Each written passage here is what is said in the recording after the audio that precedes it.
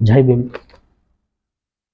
ಮಾನ್ಯ ನಗರಸಭೆ ಪೌರಾಯುಕ್ತರು ರವರಿಗೆ ಇಂದು ಮನವಿಯನ್ನು ಕೊಡಲಾಯಿತು. ವಿಷಯ ಏನಪ್ಪ ಅಂತಂದರೆ, ಯಾದಗಿರಿ ನಗರದ ಲಾಡಿಸ್ ಗಲ್ಲಿ ಏನಿದೆ ಅಲ್ಲಿ ಸುಮಾರು 6 ತಿಂಗಳಿಂದ ಯಾವುದೇ ರೀತಿ ಚರಂಡಿಯನ್ನು ತೆಗೆದಿರುವುದಿಲ್ಲ. ಅಲ್ಲಿ ಸೊಳ್ಳೆಗಳ ಕಾಟನೂ ಕೂಡ ವಿಪರೀತವಾಗಿದೆ.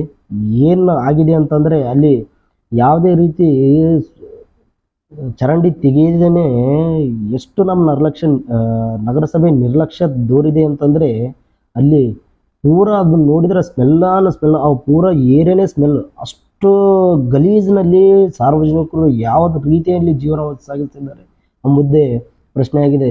ಮಾನ್ಯ ಪೌರಾಯುಕ್ತರು ಇದರ ಬಗ್ಗೆ ಎಚ್ಚೆತ್ತುಕೊಂಡೇಸಿಂದ ಸಂಪೂರ್ಣ ಆ ನಗರದಲ್ಲಿ ಏನಿದೆ ಎಲ್ಲ ಕಡೆನೂ ಕೂಡ ಒಳ್ಳನ್ನು ಎತ್ತಿಸಿ, ಮತ್ತು ಅಲ್ಲಿ ವಿಶೇಷವಾಗಿ ಸೊಳ್ಳೆ ಫಾಗಿಂಗ್ ಮಾಡಿಸಿ ಮತ್ತು ಔಷಧಿಯನ್ನು ಸಿಂಪಡಿಸಬೇಕು. ಬ್ಲೀಚಿಂಗ್ ಪೌಡರಿಂದ ಸಂಪೂರ್ಣ ಎಲ್ಲ ಮೋರಿಗಳಲ್ಲಿ ಕೂಡ ಹಾಕಿ ಅಲ್ಲಿ ಆ ಸ್ಮೆಲ್ ತಡ್ಕೋಕ್ಕಾಗ್ತಾ ಇಲ್ಲ. ಆ ರೀತಿಯಾದ ಸ್ಮೆಲ್ ಅಷ್ಟು ಒಳ್ಳೆ ತೆರೆಯಿದೆ.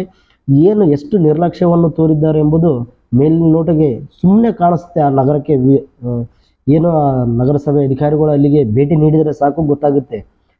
ಯಾಕೆ ಈ ಥರ ಆ ನಗರದ ಮೇಲೆ ಯಾಕೆ ಸ್ಲಮ್ ಜನ ಯಾಕೆ ಆರೋಗ್ಯವಾಗಿರಬಾರ್ದಾ? ಎಲ್ಲ ಸಾಂಕ್ರಾಮಿಕ ರೋಗಗಳಿಂದ ಬಳಲ್ಬೇಕು.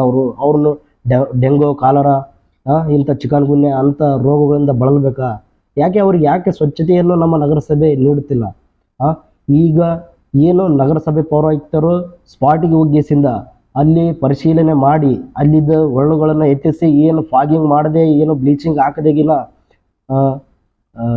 ಮಾಡಿದರೆ ಒಳ್ಳೆಯದು. ಮಾಡದೇ ಇದ್ದಲ್ಲಿ ನಮ್ಮ ಅಂಬೇಡ್ಕರ್ ಸೇವಾ ಸಮಿತಿ ಏನಿದೆ, ಯಾದಗಿರಿ ಜಿಲ್ಲಾ ಸಮಿತಿ ವತಿಯಿಂದ ನಗರಸಭೆ ಮುಂಭಾಗದಲ್ಲಿ ಪ್ರತಿಭಟನೆಯನ್ನು ಮಾಡಬೇಕಾಗುತ್ತದೆ ಎಂದು ಈ ನಮ್ಮ ಮನವಿ ಮೂಲಕ ಎಚ್ಚರಿಕೆಯನ್ನು ನೀಡುತ್ತೇವೆ. ಜೈ ಭೀಮ್.